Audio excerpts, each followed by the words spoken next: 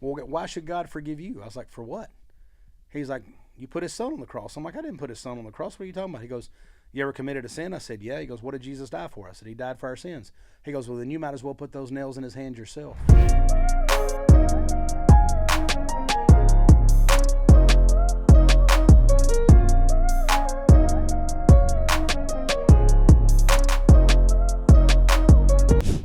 Deb, and this is Happy Hour with Deb. Well, Happy Hour with Deb and Timmy. My good friend Timmy McKeever sitting next to me today in the house. And we have a Nashville legend. That we do. We got Bigg Vinny in the house. Like, we got a Nashville legend. I'm finally old enough that I've reached legend status. I like That's it. Yeah. And we're going to get you a little plaque. Take that with you. I'm just going to be Vin. Because I realized in order to be part of this podcast, you got to be a 3-letter name. Right. Tim, Deb, Vin. I'm just Vin. Yeah. All right, today, viewers, we're changing it just to Vin. Yeah. All right, let me start with how I found out about you. Well, first of all, you are a legend here. Well, thank you. Everybody says, I have never heard such amazing things. People are like, oh my God, he's the greatest guy you're going to love. Like, well, so you're doing something right, sir. Well, you're doing something right. I love people first. Me too. Yeah. That's so. A friend that I trained with a coach reached out to me, and he met you, David Castro. Mm-hmm. Yep, love David. Right, reached out and said, this guy would be perfect for your show. You got to meet him. He's one of the nicest guys. And then I looked you up, and I found out all my people are your people. Well, we got people. We got people. My people are your people. Your people are my people. Right, we're all just people, right? Yeah. So thank you so much for being at Happy Hour. I'm honored to be here, and I love David. We met. It hasn't been that long, just maybe 2 months ago. We met, and he invited me to his icebreaker thing, and we went on there, and I got the app and went to his thing. I met some great people there, and just a good human being. Yes, I met him he through my was buddy, on the podcast. John Doe. His real name is John Doe. Wow. Yeah. He's that's who introduced me to him. And wow. They came to. I do a thing in town called Shiners Nashville. I fill in for Chuck Wicks every now and then. I play the lead role, and I invited John as he came into town. I invited him to come out to the show. I said, yeah, you got to come out. When I told him it was I put in his name for the comps, I said, yes, John Doe. He's going to be bringing a +1, which was David. Oh my and gosh. they're like, what's his real name? I'm like, it's John Doe. That's his real name. That is hysterical. So I guess he gets a lot of grief over that, throughout the years. I bet. Can you imagine trying to get? Dude, I saw your name in the paper today. Yeah. Because there's a whole issue with that too. Yeah, I thought it was a lie. He goes, no. He goes he showed me his driver's license. His real name is John Doe. That's crazy. DOE, like John DOE. So. He needs his own podcast. Hey, dude, he's a electric. Like he walks in a room, he's electric. He does need. You're electric. Podcast. Well. When you boogie walked woogie in this woogie room, woogie, when you walked in this room, everybody was excited to see you. Well, I was happy to see them. Yeah. Well, I was glad you asked me to be on it. Like I said, we asked me about CRS this week, and I go. I usually end up somewhere down there hanging out and seeing some old friends and stuff like that. But as I continue to age out of my little bit of fame that we had in the country music world, there's not as much reason for me to be there. Right. And a lot of people's like, well, you should go because you got all your old friends. I'm like, I get that, and I agree with that because I got a lot of great friends from the radio world and all that. But I'm also like, man, if I'm there, I'm taking time away from Timmy McKeever. I'm taking time away from these new artists that need that time with these people. Right. So I can call them and hit them up and see them anytime they come to town. I'll see them at CMA Fest. I'll see them somewhat during CRS. But I don't need to go up there and walk around the room and draw attention to myself whenever it's like, hey, that's not my game anymore. That's why I love country music. That is the most humble thing I have ever heard in my life because stay around. I got more humble stuff to tell you because I think very mid of myself. So. It is. Timmy, let me tell a little story about Timmy. He moved here from California, and the day after he moved, he was on my podcast. Same day I met you, actually. Dang. I think I met both of y'all on the same day. It was a really good day. Because I did that was a great day for you. It got to meet two of the best looking people in the world. Exactly. And now we're all here sitting. Now we're all friends. See how the world comes full circle. Yeah, it's it true. just keeps coming around. I'm telling you, I had Timmy when you were 17. Yep. At that point, right? And I was like, that kid is literally going to be gold. His father is fantastic. His mother's beautiful. I can be honest with you. I think he was brought to our show through a guy. What was that? Countrypolitan or something like that. It was. Let's see. I'm not sure actually how I got that show. I remember. Either way, he ends up. Somebody sent me a name like, "Hey, can he play the show?" I was like, "Heck yeah!" Well, then I saw that he worked with Catino, who's one of my favorite human beings on the planet. I was like, well, heck yeah, if he's working with Jim Catino, I want him in, you know. And he got up there, and I was waiting. I was like, okay, he's a good-looking kid, you know. We'll see what he. Right. He owned the stage. He got up there and took it over. He was standing. blows it off. He was standing up on the subs. He was singing directly to the girls. He was doing all the things. And I mean, you'd have thought that he was a 10-year vet, that he had been doing it for. I mean, he stepped into it. He did great, and he understands what you got to do is. You know, you want people to feel like they're part of it. You know, I think so many people get up there and they're like, look at me, look at me, look at me. And that's how a lot of artists, and nothing wrong with that, because you are supposed to be being looked at. But when you break what they call the fourth wall or whatever, and the next thing you know, he's out there talking to the girl directly in the crowd, or he's talking to the guy that's sitting there, and he's pointing him out when he's talking about what it's like riding on that back road, or what it's like doing this. When you do that, you create that connection with the crowd. And the best person to ever do it, in my opinion, was probably Garth Brooks. Oh yeah. Garth had this way of looking everybody in the eye. He do that big thing you do. And I got to go to his Hall of Fame induction for the Songwriters Hall of Fame. Wow. And while I was there, I asked him, I said, dude, you've developed a way that look every single person in the eye. At one time you open your eyes up so big. What was the first thing, first time that ever made you realize that you had that power? You open up your eyes that big. And he goes, she was the lifeguard whenever I was 14 years old. He makes a joke. And he goes, no, I'm just kidding. He goes, man, that's a great question. He said, I actually went to a Queen concert.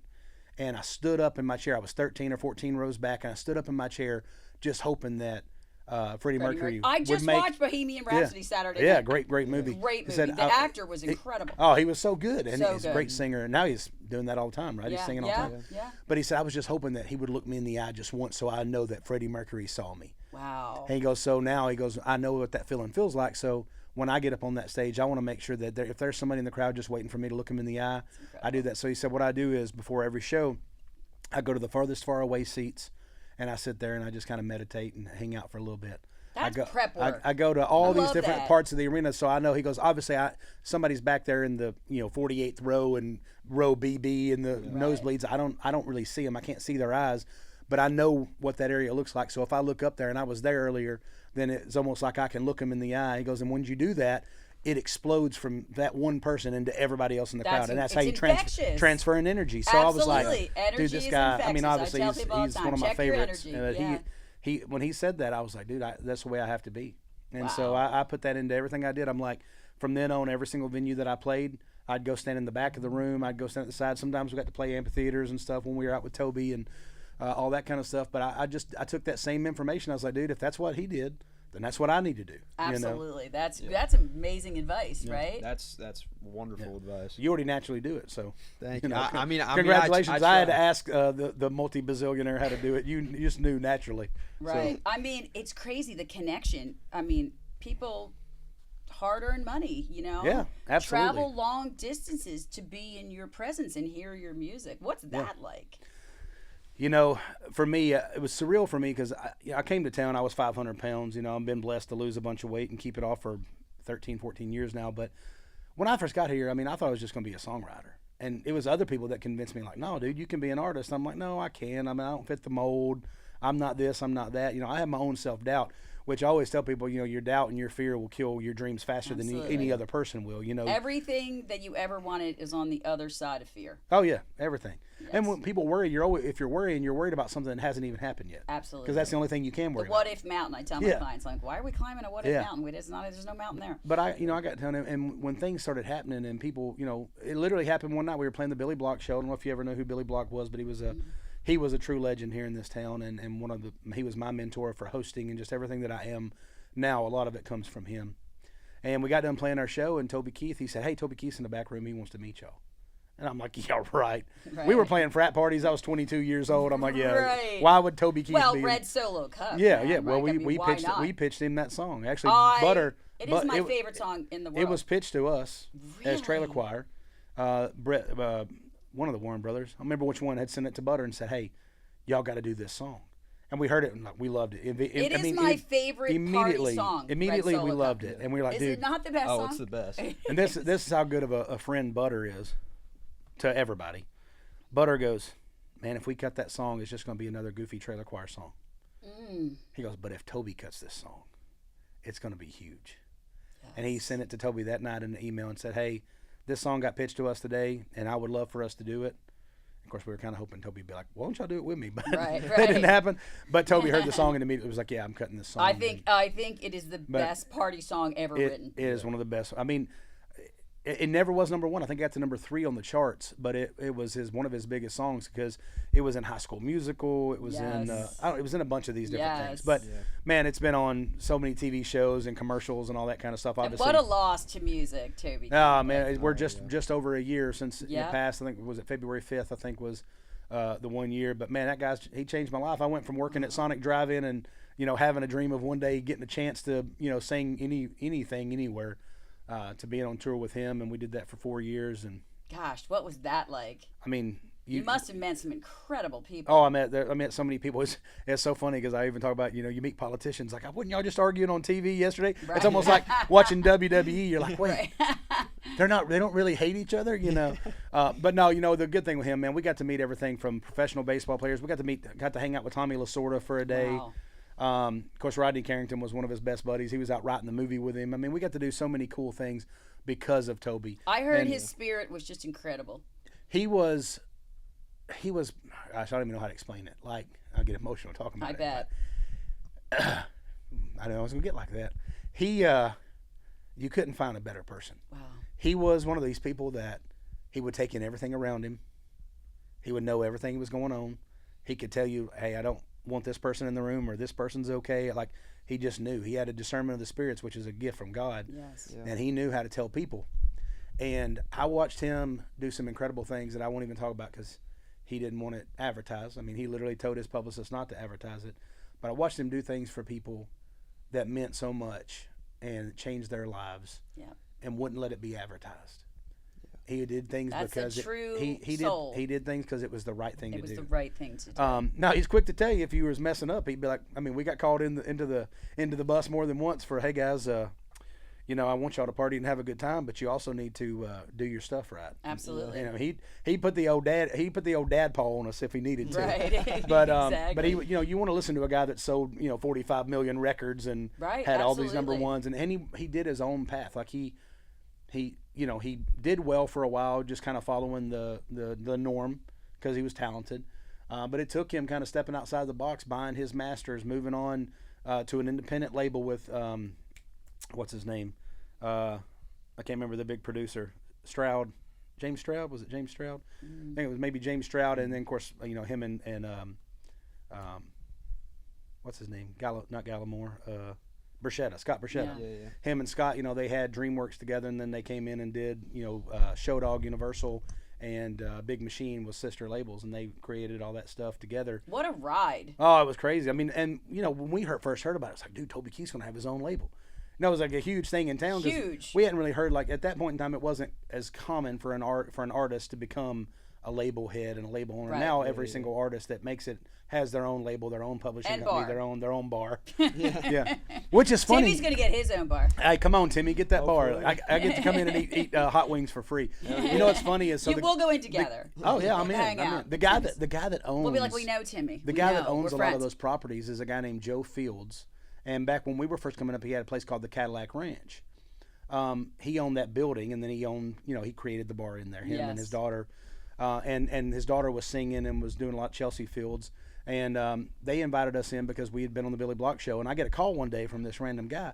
He goes, "You don't know me, but my name is Joe Fields." I'm like, "Okay." He goes, "Well, I own all these." He actually owns the buildings Right. and right. the bars, and he And you're struck like, the how deals. many free beers can I But get? well, at that time there was none. They had wanted to do a deal with Toby to do a Toby bar, but Toby didn't think it made sense to be in Nashville because Nashville really didn't take him in the same way as a lot of the other states did and Yes, stuff like that, yes. Tennessee in general. But he thought, obviously he did one in Vegas, he did one in Oklahoma, he did all this other stuff, which it's all outside owners. They're just licensing your name basically. But Joe said, I don't really know who y'all guys are, but y'all sell a whole lot of beer when you're in my bar. So keep coming back and playing. And That's and, industry standard, I guess, right? Yeah. How many heads can, because they don't Yeah. charge cover charges in Nashville. Yeah, But I mean, yeah. I guess it's, Well, and the Billy Block show was a free show that they would do on Tuesday nights. It was to showcase new artists. And Billy was that guy that he was the best friend of the artist. Like Wow. he was the one that gave you opportunities. And if he thought you were what you needed to be, he was calling record labels and people that was his longtime friends saying, "Hey, you got to come see these guys." That's amazing. He had called several to come out and see us, and we were blessed to have somebody like him on our team. But whenever he had talked to Toby, it was a guy named Bobby Pinson, big songwriter here in town. Mm-hmm. Bobby had been working with us some on the frat party side because we was renting. He had taken this old truck. It was like a moving truck and converted it into a bus. Yeah. Poured it where we could call from the back into the front and all this other That's stuff. fantastic. And we were renting this for our frat parties. And every now and then Bobby would be like, I'm going to come out there on the road with y'all. Well, Bobby told Toby about us. And Bobby brought him to the Billy Block show. And him and Billy were friends as well. And Bobby brought him in and said, you got to see these guys. He goes, I don't know if anybody else will have the balls to sign them. Because it was me. I weighed 500 pounds and I was breakdancing. We were doing country rap songs before that was even a thing. Right. We had this girl from. That's a little like. Yeah, it was different back then. It's a little different. Now most everybody has a rap song in there somewhere. I But we mean, had this. Jelly Roll did it. Yeah, Jelly Roll. He's the man. I've been knowing that dude. I've been seeing him around, talking to him, having acquaintance with him and become as a friends. rapper. Yeah. And 20 years ago, I mean, he wasn't big like he is now. Now he's getting little again. Right. But when I first met him, I just knew it was like, this dude with some tattoos on his face, and he's a nice guy, and you knew he could sing and rap a little bit. I hear he's the most one besides you, Bigg Vinny. No, I hear listen. he's the nicest guy. What I love about Jelly Roll, and I've talked about this on my podcast, but this guy's out there talking the name of Jesus to people. And there's people out there that get mad and say, oh, he's a false prophet or he's this or that. I'm like, no, he ain't a false prophet. He's the guy that got excited about Jesus, that started talking about Jesus, who is sitting in a jail cell and had hours upon years to contemplate the right and wrong that he did in life. Yes. And he started to realize, like, hey, I can do something better for myself. But every single bit of that, he gives praise to Jesus for that. Yes, he does. That's better than any preacher. I agree. He will touch more souls and help more people than any preacher. And people are like, oh, well, God won't use somebody that's still in sin. I was like, God used a jackass in the Bible to deliver his message. He used a burning bush. Why do we have to hate on people like that? Like, God, that's such a terrible thing. Like, he has this incredible life and clean up. Like, why are we always looking for the faults in human beings? Well, I think people get, scared of, well, what if it's wrong or what if it's right? At the end of the day, if he wanted to sin, if he continued to sin in whatever way he did, but he still let people know about Jesus. And then people got into the Word because Jelly Roll said the name of Jesus. He didn't get up there and say, I don't think the big man upstairs. He goes, I want to thank my Lord and Savior Jesus Christ. He's not afraid to speak that name. In a place where in the last 10 years or so, it's been almost like, don't say it, don't say it. Don't, like, you can say thank God or thank the big guy or thank the big one upstairs. You can say all this, but don't say Jesus. And he wasn't afraid to say that. And I think, there's been a trend of that. I mean, there's Thomas Rhett has always been one. And, Florida Georgia Line, I know they're broke up now, but every time I ever seen them guys win an award, the first thing they think was their Lord and Savior Jesus Christ. And me being a Christian, my real dad was a musician when I was a kid, but he became a preacher in my, until he passed away, of course, going on 18 years ago. Being willing to say the name of Jesus wherever you're at. I mean, that's ultimately one of the biggest things we can do. Obviously, love. I mean, the greatest is love, right? Yeah, but not being ashamed of God, because it says if you're ashamed of God and you're ashamed to talk His name here, then He'll deny you at the gates of heaven. Yes. So you got to be willing to say, "Hey, Jesus Christ, my Lord and Savior," not just think the big guy. Right. God as a whole, because your God is whatever you're going to put first, right? Mm-hmm. We have a society though that we're so afraid of being judged and what other people think. Like that's it. Like get over that. Listen, my thing is I'm a Christian, right? Right. I'm born and raised a Christian. I've been taught from my grandma, the people that I respect the most in my life were Christians, and they've raised me to believe that Jesus Christ is my Lord and Savior. Yeah. And I felt a lot of power in that, and I've been delivered in a lot of ways that most people will never even know the convictions that I've been delivered from and things like that. But with that being said, I don't look at a guy that was raised as a Muslim who believes that Muhammad, is his savior, and I'm gonna look at him and be like, "You're going to burn in hell for eternity." Right. I just look at him and say, "Hey, so listen, we look at different. We believe in different things. Yes. You believe that way because that's the way you've been taught since you was a kid. Right. Mm-hmm. I believe this way because this way I've experienced things in my life that lead me to believe that I'm 100% right. There's zero doubt in my brain." But I'm also not supposed to judge you. Nope. Yeah. That's not my job. My job is to love you. Society is like and I can't even imagine as like artists and big names, like we're so quick to love somebody today and chuck them under the bus tomorrow. I don't think that people realize when it comes to artists that you're humans. Yeah. You have the same feelings we all have. Everybody, but they're just on display. Listen, Jesus had those same things. Absolutely. He dealt with all the same temptations of man. Yes. He, now obviously he was, he was all God and he was all man. But he had to deal with those same temptations. He had to deal with the same things, frustration, anger. And people think, oh, God never gave. I was like, Jesus walked in and flipped over tables and let his people know that he wasn't happy with what they were doing, you know. So it doesn't mean that you're always peaceful, always kind all the time. He was still kind in the fact, but he wasn't afraid to let them know, like, hey, y'all need to stop messing up, Yeah, right. Just like I was saying, Toby treated us I was earlier. gonna say, just like Toby. Like, I'm not comparing Toby and Jesus before y'all take that and spin it out. Well, after Red Solo Cup, I think you can compare. Yeah, it's kind of the Toby same and thing. Jesus. Yeah, I think Red Solo Cup, water into wine, same thing. I'm not even kidding. It's just, So tell me, let's talk about the weight loss journey. Yeah. Like, crazy. Saved my life. The biggest show at the time. Yeah, at the time it was. The Biggest Loser was the show. 20 million monthly or nightly viewers or weekly viewers, whatever it was. No, it was incredible. It saved my life. It was one of those deals. I had kind of accomplished everything. Not everything. I mean, obviously I didn't have a number one and stuff, but I'd been on radio and I'd been on CMT and I'd been on GAC back then was a thing. I would kind of accomplish these things in country music. And I'll never forget, every time I would accomplish something, I would be looking forward to that thing that was going to happen, that big thing that was there. And then as soon as I would accomplish it, like, what's next? What's next? Right. And I didn't realize I was running from all this bad stuff in my life that happened in my past. I didn't know I was running from it. Right. I just knew that the more I'd accomplished, the more I felt worthy or loved, you know. Well, it fills the cup that was empty. Yeah. You know. And underneath those, the bubbles. Right. You know, there's that emptiness that you're filling up with a temporary thing. I the only teach people thing all the time, like, you can only run from it so long. Yeah, and the only thing you can fill that God-sized hole in your heart is God, you know, which we'll talk more about that. But for me, I had this massive amount of unforgiveness for my mom. I went through an insanely abusive childhood with my stepdad. And everybody said, well, why was you mad at your mom? Your mom wasn't the one beating you. I was like, no, but she was, to me, the one that was supposed to protect me. Why couldn't she take us out? Yeah, why didn't I have a similar childhood background that, you know, to me was like, why? But you know what?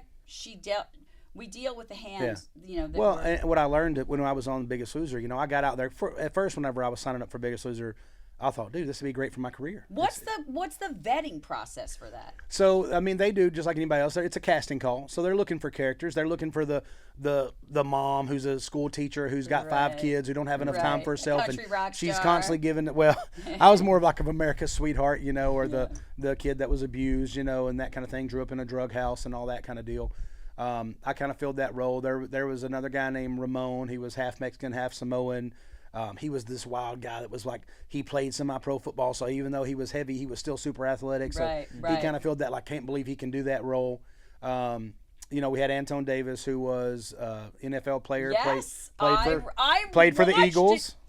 You know, played for the Eagles. Yeah, world champions. We're getting that in everything. But before he was a before he was a Philadelphia Eagle, who's a UT Knoxville volunteer, and that's why I loved him even before. And when I saw him on my plane when we were heading out there, we weren't supposed to know who we were going. Right. But I looked at him, I'm like, I'm pretty sure that's. We're gonna be friends, Davis. right? You know. Well, he walked on the plane and he's mad. I mean, he's like 6'6" and just huge. Yes. And honestly, you know, when I looked at him, I didn't see a fat guy. I saw this massive mountain of a man. Right. You know, but then of course I also thought that I was the sexiest man in the world. I really did. If Brad Pitt would have been there, I'd have been, hey, number 2. Your wife sent a text earlier saying that you are the sexiest. Yeah. Man. Well, in her eyes, you know. That's what she said. Yeah, I've got her like, convinced. And then you came in the overalls. I'm like, she's spot on, right? Yeah. She's spot on. I told her it was going to be about 4 inches of snow tonight. She goes, that's huge. So you do with that what you will. So, you know, just letting you know. Beauty is in the eye of the beholder, my friend. Or the beer holder. Beer holder, right. Or what is it? What do you? Do you like our new sign, by the way? I do like the new sign. It's I enjoy it. right? Like the microphone is also the mug. Yes. Yeah. It's a cool that was thing. made the logo was made by my assistant Jake. That's great. And I just fell in love with it. I'm like, now that's a podcast logo. I love it. That's a podcast logo. I'll put that on a hat right now. Right, the bubble. Where's our merchandise? Oh, yes. Merchandising. We'll Spaceballs, the TV show. No. We'll get you some. I actually called them last night. I'm like, we'll get you some. You called Spaceballs? No. I called Hope last night. Do you even know what Spaceballs is? I don't think I do. I asked them earlier if he knew what Cheers was. And they're like, you didn't know what because I want all these girls to get together and see. I feel sometimes you want to go where everybody knows your name. Bum, bum, bum, bum. And they're always glad you came. Bum, bum, bum. You want to be where you can see the troubles are all the same. You want to go where everybody knows your name. And Golly. it was a bar. It's such a great show, Yeah, you right? got to go see. It was a I- bar I in Boston, think and I there was a need to educate regular. I'm myself. telling You'll you're gonna love binge it. watch You're this weekend. young. I know I'm getting a text from you on Yeah. Saturday You'll night get being it. like, Dad, You know- there's a guy that comes in every day, and they all go, Norm, Yeah. and he sits in the same seat. It's a feel-good show. I'll watch it. It really is. You'll I'll love watch it. it this You'll weekend. love I'll it. let y'all know. You will. That's it. You text me and Big I Vinny. will. We'll be waiting. We'll be like, "Where's Timmy? Yeah. Did he ever Now, sleep?" you got to watch Spaceballs too, dude. I will. Oh my God, Yeah. Spaceballs is probably the best movie ever made. Anything Mel Brooks did was Yeah. phenomenal. Was He'd be canceled today for half the He stuff would be he canceled. made. A lot of people would be canceled. Yeah, he now got for the canceled. stuff. I think he's uncanceled now. I think we can uncancel the canceled. Right, sometimes. exactly. Well, But who knows what tomorrow will bring? Yeah, who We knows? never We got really know. a whole nother year to, We or never really several do. years. But so anyway, so on losing the weight, I was blessed to get out there. I thought I was going out there to become a bigger star. I got out there and faced a lot of my morality about, hey, bro, you're going to die if you don't change. And it's in those times that you spiritual clarity Yeah. and you come and you're like, I held on to a lot of anger for a lot of years. Yeah. And all it did was keep me stuck. That's it. And I'll tell you, so it took me going through meeting, the psychiatrist, the head doctor. His name was Hogan, so I called him Hulk. But Dr. Hogan come on there and he talked to me. He's like, "What's your deal with your mom? You want to talk about your mom?" I'm like, "No, I love my mom. My mom's great." I'd taken this big old test before we went in that you answer all these questions and it asks you the same question like 50 different ways. Mm-hmm, And absolutely. judging by how I don't know, I think it's the ASFAB or whatever it is. But you take this thing and then by that they can tell by your characteristics of how you answer those questions where most of your trauma came from or what your problems in life, why is your relationship with food the way it is. Because anybody gets to over 500 pounds, there are medical cases that are things that yes, but it can't is be helped. normally But unresolved childhood most trauma. of the time is- it's childhood trauma that Yes. leads you to whatever addiction it is, whether it's drugs or porn or food yeah, or alcohol well, trauma or whatever. isn't what happened to you; it's how your body reacts. Yeah, to it's it. how you're handling it. Right. And for me, it was sugar. I would sit around and eat. I never drink. Everybody's like, "Oh, dude, when I met you, you were so drunk." I'm like, "No, that's just how dumb I was without being drunk." Right. I've never Just means you're drank. fine. I've been drunk 4 times in my life, and each time I was a happy drunk, but I wanted to wrestle everybody, not in a mean way, not Do you in a have any mean way. footage of that? We'd love to see that. Yeah, well, you need to get him on your show. But I wrestled Hollywood Yates at the ACM Awards up in John Rich's suite Oh my of the gosh. ACM Awards, and we ended up falling into the hot tub wrestling. Oh my god. Which was kind of weird and a little, odd to see these two grown men wrestling up there. right. but- Not drunk. But Hollywood Yates was Wolf from American Gladiator. Yes. So I was 500 pounds and he was fresh off a Gladiator, so it made sense, right? Right. But either way, I like your risk taking. by the yeah. way. Oh yeah. I mean, I like a listen. gambler. I knew I could take him. I mean, he fights bulls for a living. That's Right. what he does. He's a world champion rodeo clown. So I had no chance. Right. I had tried to wrestle Jared Allen, who was an all-star defensive end. He's a Hall of Famer this year. Right. Defensive end, one of the greatest of all time. I tried to wrestle him, but he told me if I landed on his leg, it would end his career. So Right. whatever. You're like, we're not gonna take that Yeah, chance. that's not. Well, I How would you have gonna because get he wasn't a tour bus? Titan, so I didn't care. Right. No, he's a great. He loved country music. I met him because of Toby as well, another Yes. guy I got to hang out with. Yes. But anyways, I learned on this. He come to me, he said, after several times of talking, I finally broke down and I talked about all the beatings I took and how I was really mad at my mom for letting me go through that. Like, why didn't you take care of me?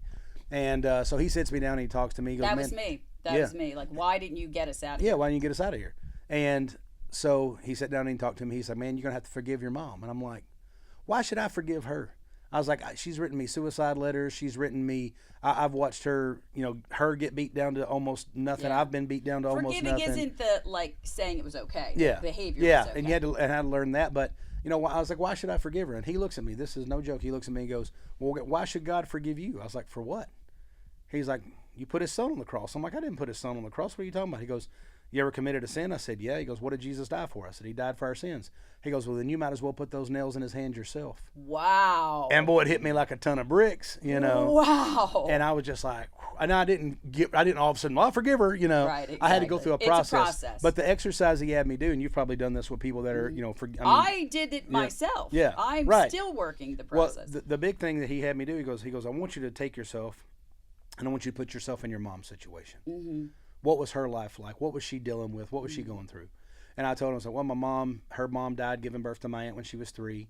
Her dad left, moved off to another state. She was raised by my grandma. They literally had a dirt floor in their house. They were that poor, 800 square foot cinder block home in the middle of Wow. Marsh Creek, Tennessee.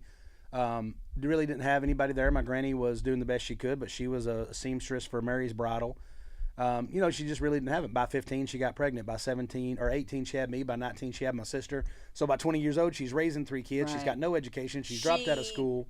Had the card, and that's how she dealt it. Yeah. You know, like that's. Yeah, and so it took me a long time to figure that out, yeah. too. So, I But mean, I'm she like, had dealt I guess with when all you're this in bad that stuff in her situation- life. Well, Right. then he said, and he goes, and was she being beat as well? I was like, oh, yeah, she was being beat. He goes, you know, seems like she had a lot worse going on than you had going on. I never looked at it from her perspective. Right. And in life, I think it's hard for us to look at things from other people's perspective. Well, when you're in the frame, you can't see the rest of the picture. the rest of the picture. Just That's right. what it is. And so you're sitting there and you're like, and now I started thinking, like, man, her life sucked. Mm-hmm. You know? We find grace when we figure that out. Yeah. Right? I didn't have any grace either. And no, it doesn't mean like, you know, I'm not saying in every situation this exercise is going to work, but at least made my mind think like, dude, she was just a kid trying to raise 3 kids. Absolutely. Had no clue what she was doing, and maybe she did the best she could. And that's what he said. He goes, maybe she was doing the best she could with what she had been taught. He's like, he goes, did you have a roof over your head? I said, yeah, I always had a roof over my head. He goes, you have food in your belly? I said, I always had food in my belly, obviously. I weighed 300 pounds by 8th grade, so I had food in my belly. And he's like, well, he goes, maybe, I'm not telling you got to forgive her right away, but maybe have enough grace to know that it may not have been her ideal situation, and maybe she didn't know how to handle it. You just got to start with a little grace. And once I was able to do that, man, then I kind of felt like the asshole. I'm like, man, she got beat down all these years. She dealt with all that stuff, and here I was as a grown man, you know, 27 years old, 28 years old, still holding this grudge against her and still putting blame on her for anything that happened bad in my life, but not giving her any grace or not giving her any claim to anything good that happened in my life. Right. And so I had to sit there and I also had to think. Well, when we do that too, we don't hold ourselves accountable for anything. Yeah, 100%. I used it anytime something went wrong. Was my mom's fault. I mean, so right. Yeah, Same it's thing. all Well, that. I had a shitty childhood. Yeah. I mean, Right. That was my crutch. I finally was able to do is kind of say, well, what were the good things my mom did? And so I was a fat kid. I weighed 200 and She must have been a good cook. I was over 200 pounds. Yeah, she was a good cook. I was over 200 pounds by 10 years old.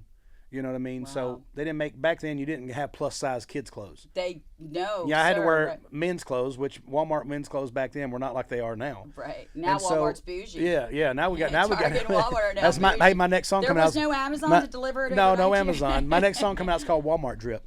But what her and my granny, what they would do for me is we would go so that I could have Batman and Superman and, you know, shorts like all the other kids had and everything else.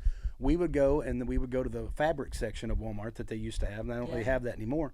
But we would get the fabric, the print, you know, and then they would get the patterns and they would sew my. Wow. So they put pockets in them, everything. So something did go right. Yeah. Something so she went did very that, right. but then the number one thing is every Wednesday we were in church. Wow. Every Sunday morning we were in church. Every Sunday night we were in church. Even though she knew that when she got home she was going to be accused of sleeping with the preacher. She's going to be accused of hooking up with other men because my stepdad was a psycho. I've forgiven him too, by the way. It's Great. he's in a different place now. He was, Yes. you know, I had to realize, dude, this guy was in Vietnam. He fought, you know, demons that we can never even A lot of PTSD. begin to, and we didn't know what PTSD was back then. We didn't, and we still don't treat Yeah, well, nobody veterans really knew. correctly. You know? Yeah, well, it's hard for us to know because some of them come back and they're fine. Yeah. Or they at least, Not many. you know, they but at least put out there that they're fine. Yeah. And then some of them come back and they can't function in daily life, you know, or some of them come back and they feel guilty for living. Right. So I mean, because they saw their friends die and stuff like that. So, but anyways, because of that, you know, throughout time I was able to forgive her, and truly forgive her, because there's a difference in, oh yeah, I'm fine, I'm over so it, you beautiful. know. Yeah. Vin. Hey, but listen, I was Tim, gonna, Vin, what I was going to tell you, this last thing, I had a relapse of forgiveness, which I didn't think was possible, but I had a relapse of forgiveness when I had my kids, because when I looked at my kids, I'm like, if anybody ever did one thing to hurt my kids the way I was hurt, I would kill them. Oh, Yeah. Listen, would I have a literally- 27-year-old their daughter. limbs I'm off. like, if you mess with one hair in her head, you go from being normal to psycho. Yeah. Without even, but like, flip of a switch. But what I had to realize is, I didn't have my first son. My first son came when I was 35, 36 years old. That's still 15, 16 more years of experience than my mom had. Yes. So my life was different than where she was. Right. And, you know, even when you look at like me and my brother and my sister, the way, you know, that we've handled, you know, the way we grew up, I handled it, you know, with my addiction became success and food.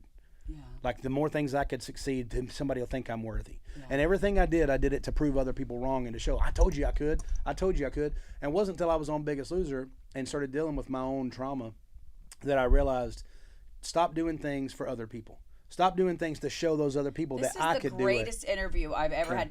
It's so true. Dang, We I think feel it's good. there you go. We Yeah. think it's selfish. It's selfless. You Yeah. need to love yourself first Yeah. before you can ever love anybody else. Absolutely. We have a song, Trailer Choir. My band has a song called "Love Me First," and that's exactly what it's about. Because I was giving her all that power over my life. I was blaming her for anything Yes, bad that I happened, did too. I but not lost giving her any praise. years of ridiculous. And I used it as every excuse that I could, and all this other stuff. But whenever I was accomplishing those things, I accomplished them in spite of other people. But I wanted to show other people that I was worthy. But what helped me on there was whenever I really switched my focus from being "I told you so" to saying, "Hey, I want to be the example to show you can too." Yes. Yes. So now I'm doing it for me, Yes. but it's so that I can show you, as Yeah. opposed to I'm doing it for you so that I can show That's me. the reason I went into this business, because I'm like, if I could do it, anybody could do it. Yeah. And I spend every day teaching people how to leave the baggage behind and step into the life they were meant to have. God has I can't remember who I heard Denzel Washington say it, but he was talking about he was quoting somebody else, but he said one of the biggest fears was to get up to heaven and be up there in heaven and talking to God, and God saying, "Yeah, that's the life that I had for you. That was your life." And you're looking at this thing, you're like, "That's not my life. That's not what I did." He goes, "Oh, you know what? That's the life I had planned for you if you'd have taken the paths that I gave you. If you'd have followed what I had set out for you." Wow. But instead, because That's you chose pretty your powerful. own thing. Yeah. And so when I heard Denzel, and he started by saying, you're laying in the emergency room or the hospital bed, and you have all the ghosts of all of what you could have been around you. Yes. All your potential. And then of course the old saying is, there's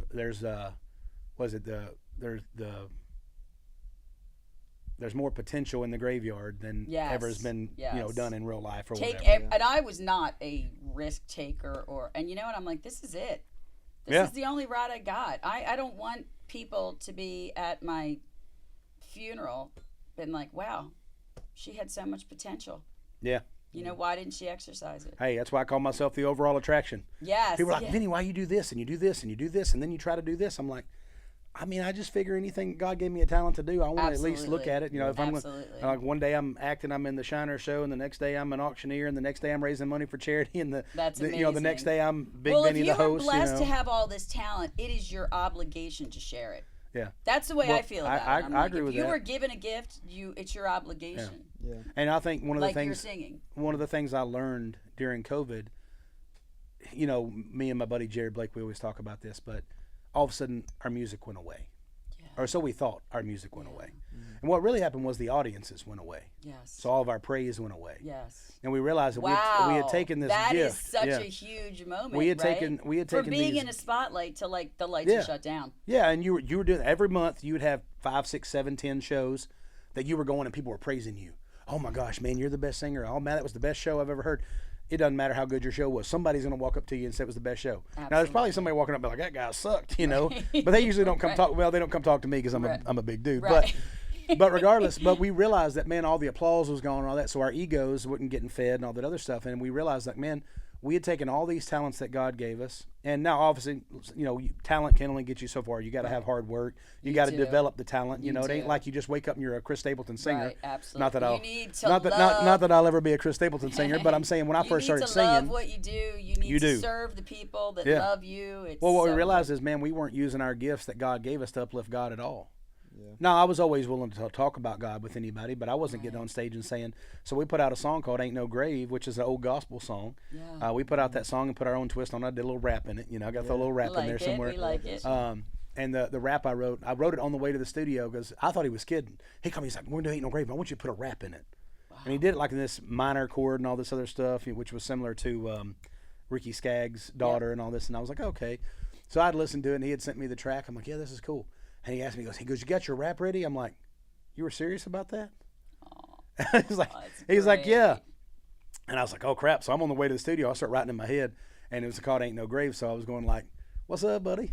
Sorry, I was just waving at people through the glass. Y'all can't see him out there in TV Tim and land. I are like, "What's going on?" That we're not getting to see. He waved at me, and I have to give it to him. But anyways, on the way there, I decided to write this. We love giving love. I wrote this rap, and it says, "You're getting right in the way of the camera, David." That's my friend. Golly. David is here in the house. We need to give him another chair, bring him in. We should bring David in. But what hit me was this: when I was riding, I was like, man, I ain't a slave to the grave. Like, it can't hold me down. There ain't no grave going to hold my body down. And so I I ain't a slave to the grave. By the blood I've been saved. I look the devil in the eye and I just laugh in his face. I'm taking all his chains. I'm rolling stones away. I hit my knees every day, slinging prayers in Jesus' name. He's taking the will and he's dealing the healing. He's turning your fear to a beautiful feeling, making sunshine out of the rain, turning love out of heartache and pain. Crosses the emblem of suffering and shame, but it ain't no grave. And it goes into ain't no grave gonna hold. That Dude, was beautiful. But we put this song out, and I was like, man, is anybody gonna listen? And I can't tell you how many messages we got of people saying, hey, I had to pull over on the side of the road. It's not a sad song. No. It's a an great uplifting song. But people say, man, I had to pull over. I was on the side of the road in tears, crying because I feel so hopeful. Wow. You know, and we didn't know. We were putting that thing. I mean, it's got like, maybe it's at 30,000 streams or whatever. It's not like it's this mega hit. But the people that were supposed to get it was fed that message. Right. Because when he called me, to the like, right ears. yeah, let me tell you something. When he first called me, we probably had our biggest year lined up that year. We were doing military bases. We were doing, you know, had some big shows we were putting together because we, you know, I book a lot of shows for other artists and stuff as well. So we had all these things coming in. We're like, dude, we're gonna make so much money this year. It's gonna be great. And all of a sudden, hey man, you know, Jared called me. Hey, we had to send back a couple of deposits. These 2 shows canceled because they're doing this 2 weeks to flatten the curve. I'm like, oh, okay, no big deal. It's a couple shows, no big deal. It was crazy. Then about 2 weeks, mean, you were young. You know, you were young. 2 days later, hey man, 2 more shows just canceled. Hey man, all the shows have canceled. It was like a week later, dude. I went from making, you know, $400,000 this year to making zero. And I'm like, I don't know what I'm gonna do. Yeah. And then he calls me and he says, hey, we're gonna cut this song. Well, we knew it was gonna cost money to cut the song. Everything. You flick the light on a car. So I'm literally like, so now you want us to go and spend what money we have on something that we don't even know how to push or promote. He goes, man, that's what God told me we need to do. That's beautiful. And I said, let's do it. So that's beautiful. we did it, and then sure enough, I mean, we put our faith in God, and God provided ways for our families, you know, to make it. We had other jobs, little things come in that we made our money for that year, and then of course the next year came, and Tennessee opened back up. Not all the states did. Yeah. But we found Texas our little pockets. Up too, so. Yeah, Texas, Tennessee, Florida, you know. Yeah. All the SEC and over, you know, which I guess Texas is now like, SEC. not wearing a you know. mask and somebody in Texas because they weren't, you know, they had stopped it, and my husband now was there visiting. He's like, don't we need a mask? I'm like, no, they don't do that here. They don't do that here. I did some funny, like my first plane ride, I went to Wisconsin. We got hired to play a show up in Wisconsin, and I'll never forget, you know, walking in there like mandatory mask, you know, because in the airports. Over your nose and your mouth. So I did this funny video.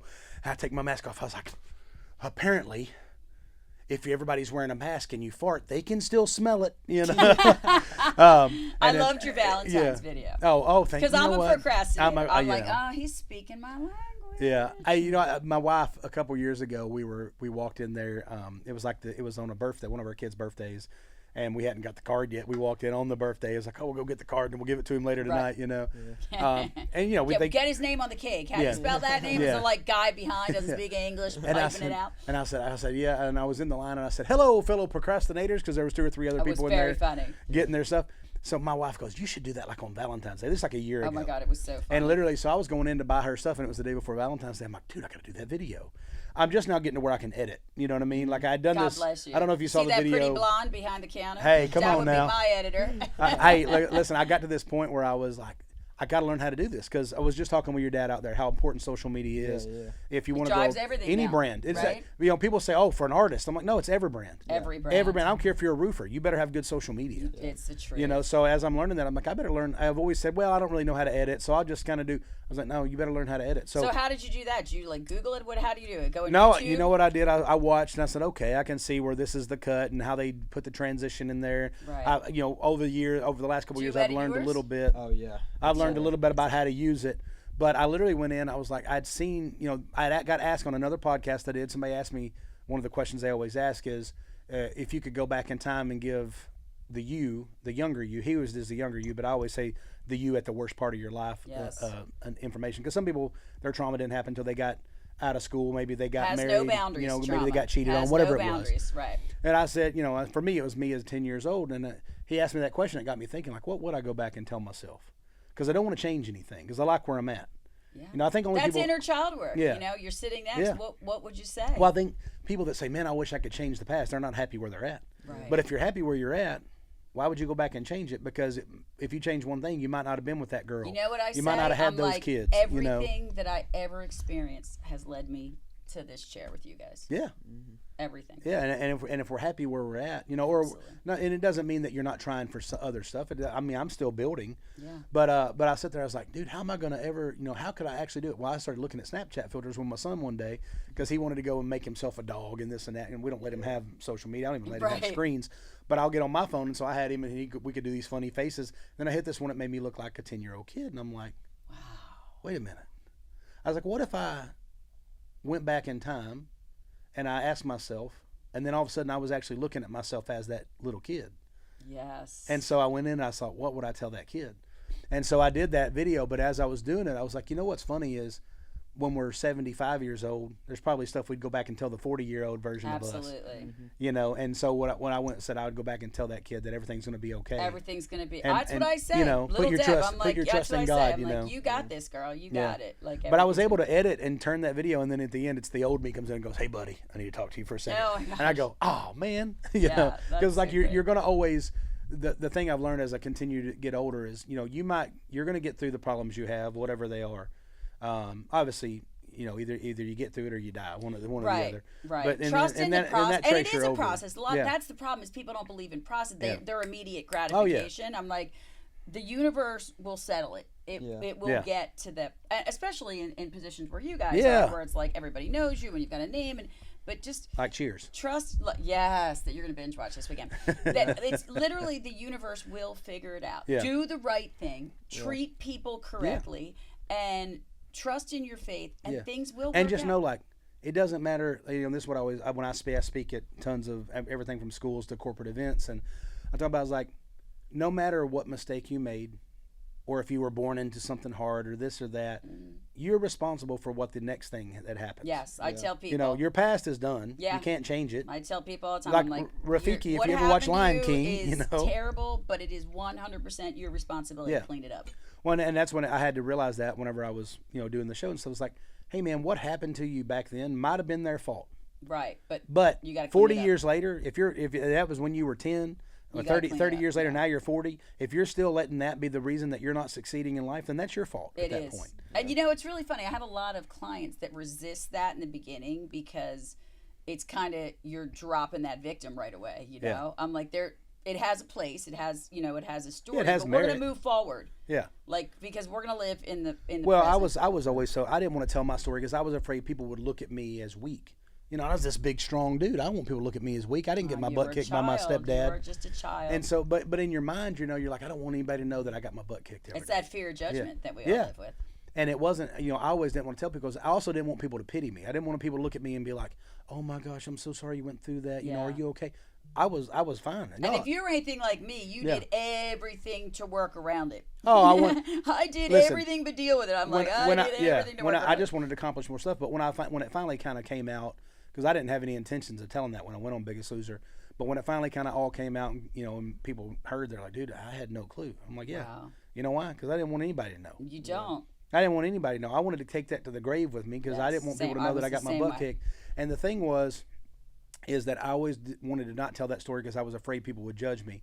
But I realized that now the reason that I need to tell that story and then the reason I need to talk about it is because there's some other kid out there suffering from it right now Amen. that needs to Amen. know that, hey, you don't have to live there forever. Yeah. When you, I went you might into be there this for a line of season, but you work, got to be there forever. I said, if one person doesn't feel as small as I did, Yeah. I've done my job. It was worth all the education. It was worth all this. It was worth everything because I remember feeling so small and so insignificant. And if my story encourages one person, I did my job.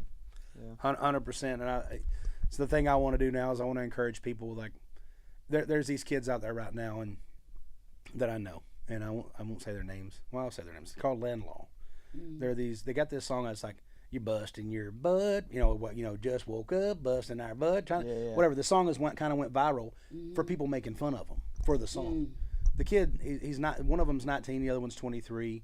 They're new to music, you know, they're out there doing their thing, and I've known them. They played my little shows for years, and they're good kids, you know. Now everybody's berating them. I mean, they're getting so many negative comments, but Sports Center used their song the other night. Right. Yeah. Cole Wetzel's using their song as his walkout song now. Yeah. On his You know concerts. what's really funny too? Like I had, we had a guest on the last time we shot. I'm like, you're not even a badass till somebody hates you. Yeah. You're not. You're not even a badass till somebody, or you get stalked. Yeah. Well, I talked to the one kid, and as I was talking to him, his name's Lance, and he said, man, I wasn't sure if I should take it down or not. He goes, I mean, obviously he knows he's got a lot of work to do, and he's willing to put in that work. Absolutely. And I said, heck no, you don't take it down, dude. I was like, why would you take it down? You're getting millions of people are learning the name land law right now. Absolutely. Why would you take it down? He goes, well, I mean, I don't know if it's career suicide. He goes, obviously, I know I'm not the best I'm ever going to be, but I had to put out something. I was like, yeah. I said, bro. Every interview, every time you're behind a camera, every time you pick up your phone, it could be career suicide. You don't know. We don't know, right? Hey, listen, we do what we love. I took that power out of people's hands a long time ago. I'm like, I'm not even going to have a great career. So, Right, you can't even cancel me because I'm not famous enough, Right. Oh, but my anyways, gosh. it's funny talking with him because I'm like, I was giving him praise when he came on the phone. I was like, dude, I want you to know how proud of you I am that you didn't give in to all this negative. And he continued. Now he's booking shows. Now he's getting shows, making money. I'm in awe of artists like you guys that when the criticism comes in and there's people watching right now saying shit about all three of us, right? Yeah. That's just the way it is, but that you can break through that noise and find your potential and live the sacrifices that artists make or anybody makes are nobody ever sees the hard work. Well, that's what I told him. I said, most people that are sitting there taking, if somebody's stopping, they don't have enough balls to get up and do it themselves. Yeah, but they're taking enough time to comment on something you did. It's hitting the algorithm. It's getting your thing up there. Amen. I said because of it, now you're sitting there at 10 or 15,000, monthly listeners, whereas you had 10 before. Right. I said all these people are doing is hitting an algorithm. Even if they're sharing the song and saying, "Hey, look, check this out. This song sucks." Who cares? I had a song called "Off the Hillbilly Hook," and this is the advice I gave him today. I said when we first put out that song, I thought everybody was going to love it. This country rap song, everybody's going to love it. Right. I was 500 pounds breakdancing in the music video. I love that. And I was 22 years old, and I thought everybody's going to love my music. Everybody loves Bigg Vinny. That's what I thought. Right.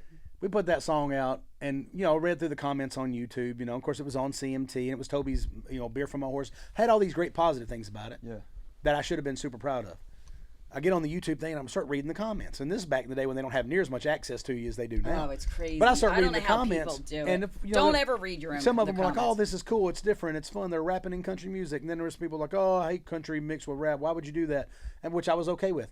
Then I get to one and it says, "I don't know who this fat ugly guy is, but I hope he dies of a heart attack on stage because why should he ever get a chance to put out this shit?"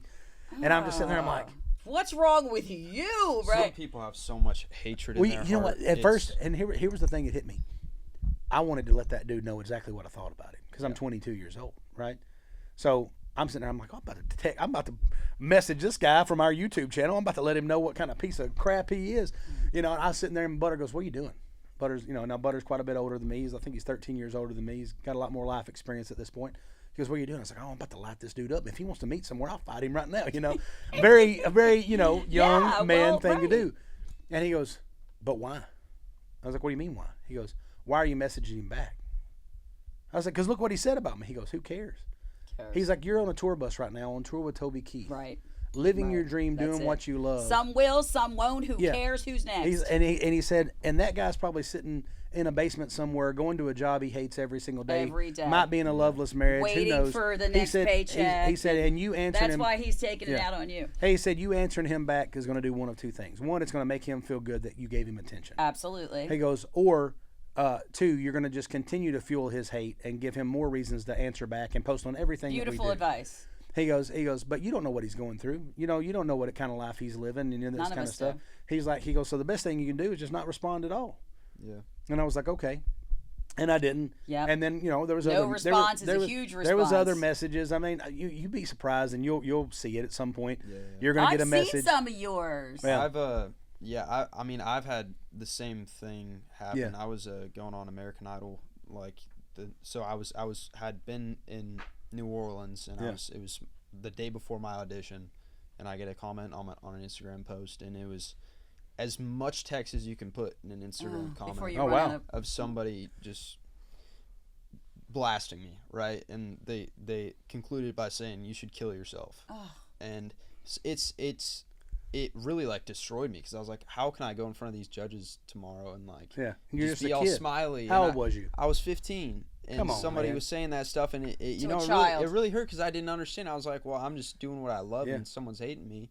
And then it Yeah, took, when all it's- you had to do was just not watch. Yeah, exactly. Yeah. And Put your fingers in your ears. yeah, Whoop. and That's gone. what I used to say to the kids when they're like, I'm like, you don't want to hear it, put your fingers in your ears. And it took me a while to realize that people can only drag you down when they're under you, right? Yes. And Yeah. people jealousy fuels a lot of people, and It that's does. a lot of the reason why they hate on you, because you never know what their life is like, right? And so you just gotta, I kind of, when I see stuff like that, I just try to be grateful for where I'm at.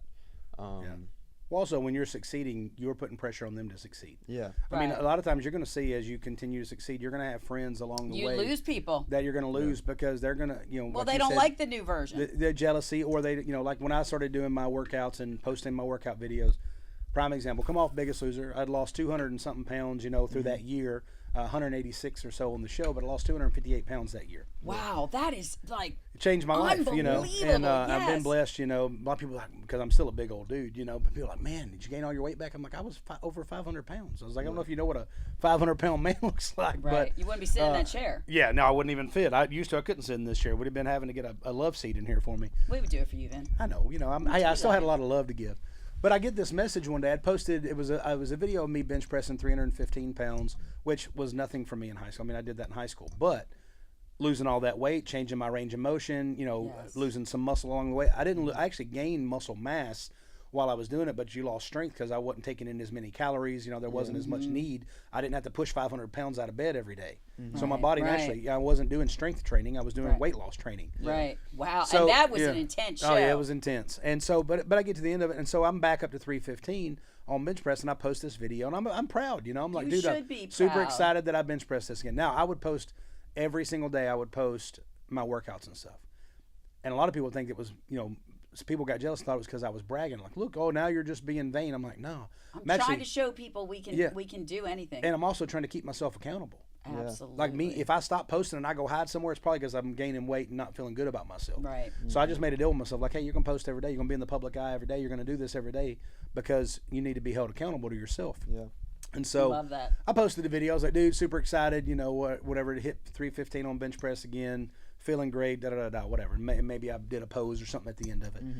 And I get this private message, not a comment, but a private message, and says, "You're so vain. I really hate this new Bigg Vinny. I miss the big lovable teddy bear that used to make everybody feel good about themselves. Now all you do is brag about how much you can bench press and how good you look and blah blah blah. And you're not the person that you used to be and all this other stuff. And I'm gonna unfollow you and blah blah whatever. It was just a bunch of mean Hate. stuff. And there was a lot worse in there than that. But I won't get into all of it. And I was like, my first initial thought, like any man, would be like, well, F you, bro. Right. Yeah. He can eat a bag of, whatever. Yeah, I was like, And then when that wears off, then you're like, Well- wait, was it me? yeah. So I was sitting there. I was mad. Like, dude, all I'm trying to do is keep myself accountable because in my mind, my perspective is if I do this, I'll keep my weight off. Right. And so I'm sitting there and I'm mad about it. And I decide not to say nothing back. And then I think about it. I talked to my buddy Seth, who was my bodybuilding coach at the time, and I was like, dude, what would you say back to this guy? He goes, man. He goes, who knows what he's going through? Yeah. The mentors in my life. God's placed a lot of little mentors. I was going to say, you've had some incredible I've had some people great in friends. your world. And he said, man, he's like, you don't know what that guy's dealing with. He's like, the best thing you can do is just answer him back and say, hey, man, I don't know what you're going through, but I hope everything I gets wish better. you the best. So I sure do that enough, a lot. so the I next, wish- so, and I do so really the next wish day I everybody got the on there best. and I literally said, not the next day, about 3 or 4 days later, I said, hey, man, I don't know what you're going through that made you decide you want to send me this hateful message. I was like, I'm just trying to keep myself accountable because I know what it's like to be 500 pounds and diabetic and laying in a hospital bed, Yeah. in danger of losing your life by 30. Right. I was like, so I'm Right. literally And just trying to keep that's yeah. scary reality. Yeah. I said, I'm doing this because I'm keeping myself accountable. I said, so I don't know what you're going through or what made you want to send me that kind of message, but just know that no matter what it is, I hope you get through it. And I'm glad you chose me because I have strong enough shoulders, which was kind of my little dig. It's beautiful. I said, because I have strong enough shoulders that I can bear that cross that you're wow. putting on me. That's beautiful. I said, and I hope your day gets better. I'm praying for you. Well, he don't answer. 2 or 3 days later, he finally sends me back a message, and he says, man, I am so sorry. my girlfriend or wife or whatever it was cheated on me with a guy that was a gym guy, and I was hurting. And he goes, and I saw you posting this stuff about the gym, and it made me think you were just like that guy and all this other stuff. And he goes, I should have never talked to you that way. He goes, you've never done nothing but be nice to me. And and the guy was from around close to here, and I'd see him out at shows and different things. So we had an acquaintance. We weren't friends or nothing, but we had an acquaintance. He felt obviously close enough to me he could message me something like that.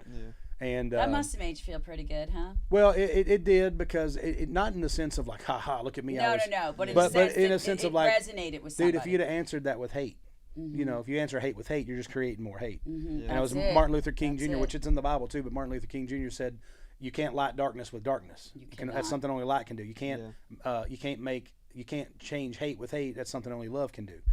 And I've tried to live by that. Like anytime I get in a situation where I'm like, because I still get mad, just like anybody else. Humans. We're human. Human emotions. I'm in traffic. No, and traffic is off limits. Right. Like well, whatever happens in traffic, it's bad. You might get shot. Right. But I'm from Philadelphia. Yeah. Well, yeah.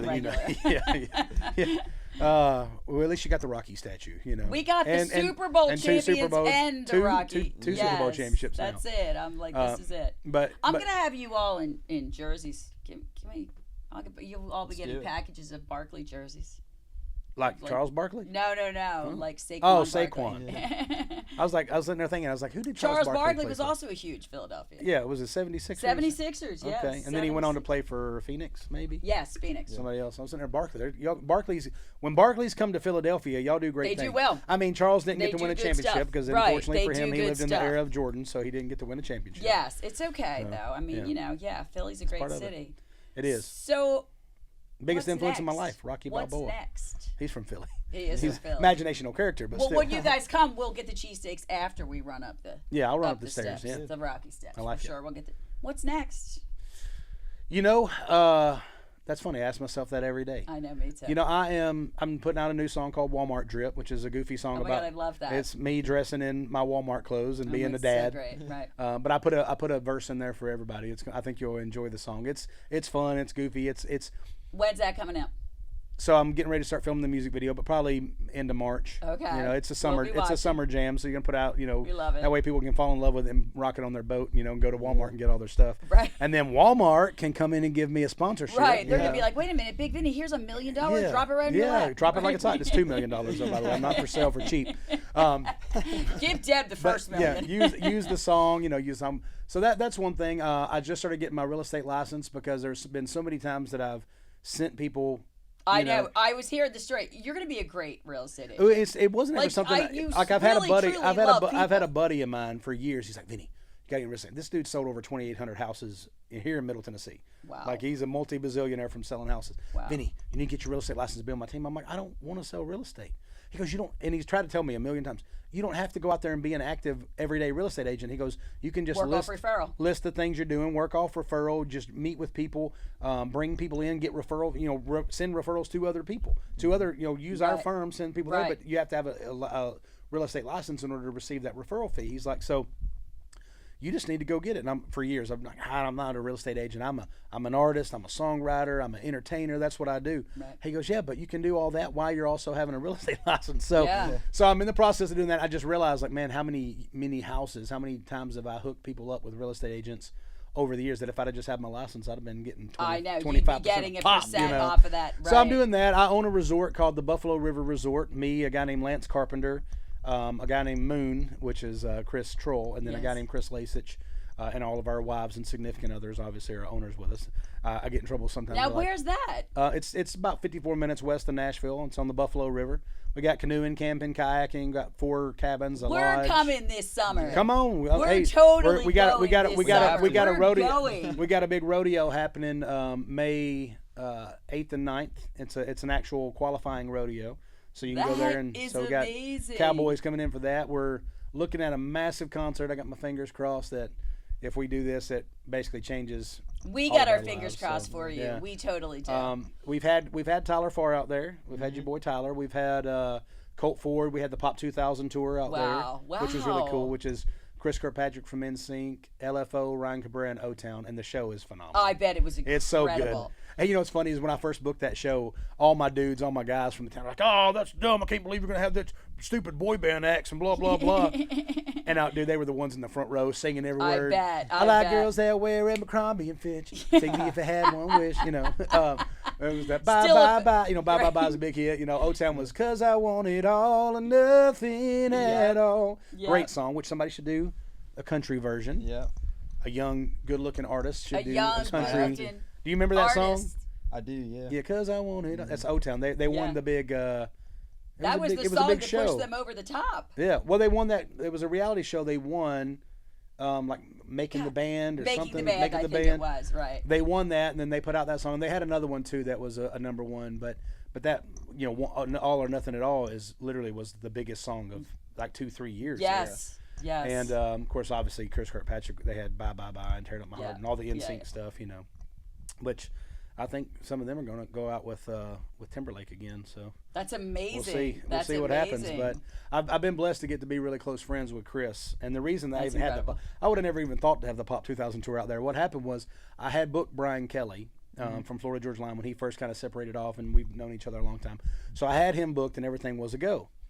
Well, then he gets a massive offer from Florida State to come down and do their Sunday kickoff or whatever it was. Yeah. And so I get called back from William Morrison. College football is, you know, huge, and it's his alma mater, you know. Yeah. Right. So he sends, he sends. I get a message from William Morris like, dude, we're so sorry, but we know the contract's here, but there's a clause in it, which I wouldn't have fought him anyways. Right. But there's a clause in here where, you know, if he gets something offered national television, this and that, when he was going to be on national, he was like, so we got to take this. And I was like, all right, crap. So then it's like, you know, we're like a month and a half out. Yeah. And now my show that I've sold tickets to, I've already advertised this thing, is basically canceled. I'm like, what am I going to do? So I was sitting there talking to Chris about it. I was at his house one night. I was like, dude, I don't know what to do. You know, I said, you got any expert advice? He goes, well, what if I come out there and do it? I was like, you just going to come out? He goes, I said, you just going to come out there and sing by yourself? Right. He goes, no. He goes, my Pop 2000 tour. I was like, what is that? He goes, it's me and LFO and Ryan Cabrera. I was like, dude, I can't afford that. I was like, y'all probably out there making 100, you know, plus grand. He goes, Vinny, he said, if we ain't got nothing to do, he goes, you're my boy. Like, we were going to take care of you.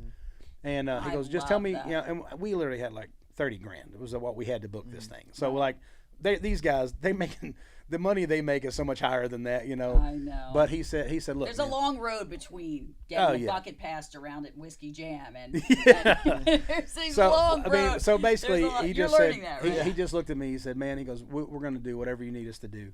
What a beautiful human being. I had about, he is one of the best dudes. I had about a month to get this thing re-advertised. Anybody that didn't want the tickets now had to, you know, send them back, all that. We ended up with over 1,000 people there. Wow. And the thing is we were on point to have our biggest show yet. We would probably had over 2,000 people. Well, it was September 24th. I'll never forget it. And it was the homecoming football game was supposed to be Friday night, which is why I picked that night, so I can go to the homecoming and remind everybody on Friday night that Saturday night we have the big concert. At the homecoming, you know, small town Tennessee, you're going to have 800 to 1,000 people. Love it. And we were playing the neighboring town, so 800 Friday to Night 1,000 Lights, people. right. So I'm like, let's go there. I'll do a big announcement at halftime. I'll give away some tickets. Well, that was my whole plan. Well, there wasn't enough TSSAA referees at the time to do the thing on Friday, so they switched it to Saturday. Oh. So I lost probably 800 plus ticket sales because it was homecoming. Yeah, I mean, well, so all the cheerleaders and their parents not coming. Football players and their family not coming. Homecoming court and their family not coming, you know. Right. I mean, I had to return some because people had already bought stuff. And I was like, dude, that's the right thing to do. It's the right thing to do. I was like, you know, I agree with you. I get it. I was like, you know, part of me could have been like, nope, all sales are final. But I'm like, nah, man. Yeah, I get it. You can't come to both. And, you know, and our show would start, our headliner would have started at 9. I mean, you know, the ball game wouldn't be over till 9:30. Right. So by the time they could leave there, get in the car, get everything over, Get out of the parking it's lot going to be from 10:30, 11 o'clock. You know, they're not going to make any of the show. So anyway, but I mean, like I said, they bailed me out when I needed it, and I've booked those guys now on probably, you know, 5 or 6 other shows that they've made the real money that they're normally making, which is a lot more than what I had to give them.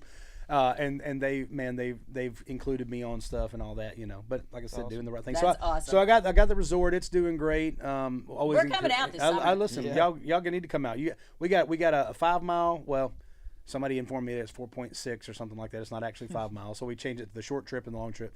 And we have an 8-mile trip that somebody informed me was like 7.6. Wow. Oh, yeah, they measured it for us. I'm like, fine. Has he got an accountant in there? they GPSed it and brought us a printout to show us that it wasn't 8 miles. Right. It was 7.6. And you're like, what are you doing all day that you have that kind of time? I'm like, well, first off, maybe you don't go as side to side as much as I do in the river. Right. Because, if you go this way across the river that too many times, you're going to add another, quarter of a mile on there. But either way, so we changed it long trip and short trip. But we do lazy river tube floats. I call it lazy river. Love it. You don't go in a circle, but we have it to where you float the 5 mile down just on tubes. It's relaxing. With it's beer? easy. You can have beer if you want to. We don't know you have beer. Okay. That's up to you and your cooler. But we can't search your cooler. That's not our possession or our by law. We can't do that. So that you do whatever you want to do. But if the TWRA pulls you over, then you got to deal with that. So, right. Bring your lawyer. But so we have that, and then we have from the 8 mile you can either canoe or kayak, and which I always suggest people kayak. Everybody always wants the canoes because it's what people used to do. Right. The kayaks are so much more comfortable. So much it's way harder to flip, and if you do flip them, they're way easier to turn back over. Right. So do the kayaks. We have tandems if you want to go 2 and 1. We have tandems. We have singles. Very fun. Yeah, we do that. So you're gearing up for that season. Oh yeah, we just hired a new manager. We had our manager, Miss Carol, that had been with us forever. She had a new grandbaby last year, and she's like, guys, I don't want to be, because it's work.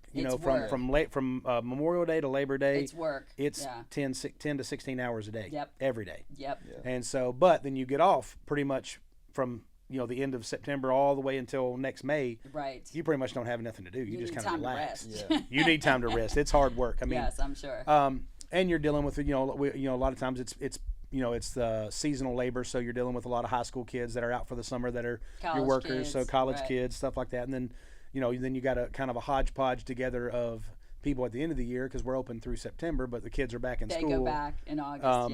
Yep. So we do cut down to weekends only during that time, as opposed to every day of the week. But man, we've been blessed. I mean, it's been blessed. I'm so happy for you. So there's that. I'm still doing my hosting and singing, playing, doing all the stuff that I do with that. I mean, that's never going to stop. So where can the audience find you? You can go to BiggVinnyOfficial.com, or you can go to Bigg Vinny Official on any social media platform. That's big with 2 G's. I'm too big for 1 G, okay? But yeah, you can go to any of those, and I'm on all that stuff. I try to run all my own things. I don't have anybody else in there answering questions or I know. You're anything. So good about getting back. I try to get back as quick as I can. I was shocked. One of the reasons I started trying to be that way is after COVID, customer service went down the crapper. Everywhere. I mean, and I hate it because I love the service industry. I'm a big tipper. Yes, me too. You know what I mean? Like I'm one of those guys that's like, no matter how shitty service you give me, I'm still going to give you 20%. Same. And sometimes I feel guilty about it because I'm like, dude, they didn't earn that. I know. That other girl over there worked her butt off. But you know what? I did that business through college. I tended bar and I was a general manager for a Sonic drive-in whenever I was 20 years old. And those girls depended on those tips to make their rent, to pay their stuff. Because they're not paid. But now they did get paid minimum wage. They weren't paid like a normal server, like $2 or $3. Well, back then it was like $2.75 an hour. I was making $1.75 when I did an hour. So that's what and if you didn't clock in, you weren't even guaranteed that. Yeah. If you forgot, you were like, oh, sorry, you should have clocked in. Right. Curse labor laws come into play. Right. Boy, I never forget the first time I ever got in trouble with the labor board. And it wasn't even my fault. I had hired this girl, and she was 15, and she was a cheerleader, and everybody loved her. So I was like, oh, this would be a great hire. So I hire her, and next thing you know, her mom's calling. You've got my baby working too much. And I'm like, huh? Right. I was like, she's got like 2 hours a night, twice a week. Right. She's like, what are you talking about? She's like, she's told me that she's working every night until 10 o'clock at night. Oh, jeez. We got to get her phone. We're going to have to track her down. I love that. Let me share my location. And then I felt bad because I love this little girl. She was my friend. She's still my friend to this day. Right, I'm sure. I'm sure you don't lose friends. And I felt bad, and I said, listen, I don't know what she's telling you she's doing, but she ain't at work. She might be saying she's here. I said, here's her hours. Here's when she clocked in, clocked out. We have cameras. I said, but she's working about normally she comes in for about 45 minutes to an hour and a half at most, and then asks if she can leave. Right. I was like, and I only put her on the schedule 2 days a week. I was like, so, they were sitting there, like, you're having her clock out and she's working, and why is her check's only this much? I'm like, oh, jeez. Because that's all she worked. That's all she worked. We're not trying to rob anybody here. Before they ever called me to talk to me about it, they just went ahead and called the labor board. What? Yeah. Are you serious? So the people show up, it's like, we need to see all of your, like, they literally like coming in like forensic audit of all my stuff. I'm like, okay. I had a forensic accountant in my divorce for Oh, my first yeah. marriage. Well, I'm not even kidding You got to you. have it sometimes. I was like, are you kidding me? Yeah, I'm when like, you realize I they were had when no they- idea. I thought forensics was just if somebody you died. didn't realize how much money it was I hiding didn't, from right. you. Yeah. Right. Oh, they'll I hide was like, that money. oh, wait, we both need forensic accountant. Yeah. Right, yeah. Yeah, like, oh, crap, no, don't come in. I got more money hid than he knows about. No, very successful doctor. But yeah, so I mean, that was the first time I ever had my first big job, but I passed it, got through my audit.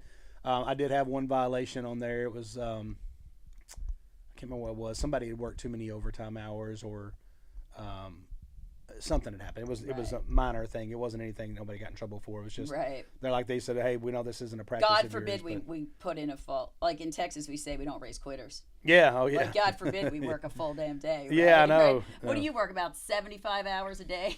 A lot. Yeah.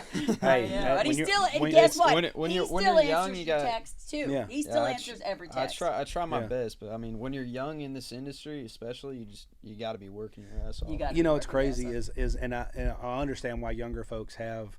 Do you remember the girl Gail?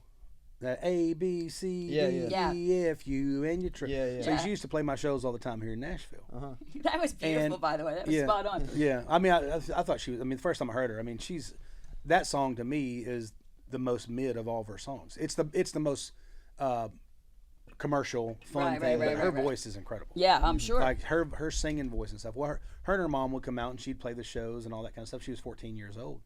And I'm talking to the mom. I'm like, oh, that's cool. I was like, how her socials are growing. She's doing. She goes, yeah. And she's like, you wouldn't believe the pictures and the stuff that people send. Like, I'm like, what? I was like, they don't know she's 14. She's like, it's other 14-year-olds. I had like one of Timmy's fans sending reach out Richard to me. Nixon pics. Right, oh my God. I call him Richard Nixon yeah, pics. Yeah, that's now. all right. I think, yeah. Oh, yeah. I had one of Timmy's fans reach out to me and say, could you please have him shoot a happy birthday video? Did you shoot it? I was like, are you? Did you shoot that video yet? Well, she never told me about this I till did. today. Oh. But no, it's crazy because I mean I've had. Hey, get what's that thing called? Cameo. Get on Cameo. Say, hey, that's $145. Oh yeah. Right, exactly. But and I was like, wait a minute, are you messing with him? Because I'm like, wait a minute. I mean, but I've had people like reach out to my family and stuff. That's when it kind of crosses the line for me. It's Absolutely. It's like wait, don't reach out to my Yeah. family. Like, I didn't have to deal with that. I wasn't quite as handsome as you when I was first getting started. I was sexier than you. Yeah. Know I that. believe it. I just wasn't as handsome as you. Noted on the show. There was a whole lot of me, you know what I mean? So It's more love. no, but what's funny is like, saying, with the customer service, I look like It's the shit. we're now. in a business, you know what I mean? Run a business. And I Same. think people forget sometimes that, hey, just like, I'm not telling you that you need to get on, especially when you get up there and you have, I mean, like Tyler Forrest, I don't know, he's millions of followers or whatever. He can't sit there and answer everybody's messages. It's impossible. It gets to a point where you just Yeah, it gets to the point where you can't. can't do Taylor it. Holder, the guy's got 30 million followers. I love this kid. The amount of messages he gets, and it's all like, it's literally girls saying, like, shooting their shot, like, hey, I want to go on a date with you, Right. I mean, it's you miss 100% of the shots you don't take. hey, though. I'm all for it. I mean, maybe one of them ended up going on a date with him. I don't know. Who knows? But if it's something that's truly a beautiful thing, it's going to get back to the artist, and they're probably going to do something about it. I mean, I've seen Jelly Roll do a lot of really cool things. Yes. Obviously, you've seen Taylor Swift through the years go to prom with people or this or that. If it's somebody they're trying to raise money, come on in. We talking too long? Do I need to shut up? Okay, good. You've seen Taylor Swift, and other massive people come in and pay off people's bills or help them out of a situation or convince people to quit bullying them, things like that. Right. Those kind of things are going to make it. And Well, I think use your they name deserve for to. good. Then that's amazing. Yeah. If you can influence. But I somebody try do to, better. in my career where I'm at, is like, man, the best thing I can do is continue to answer everybody, talk to people.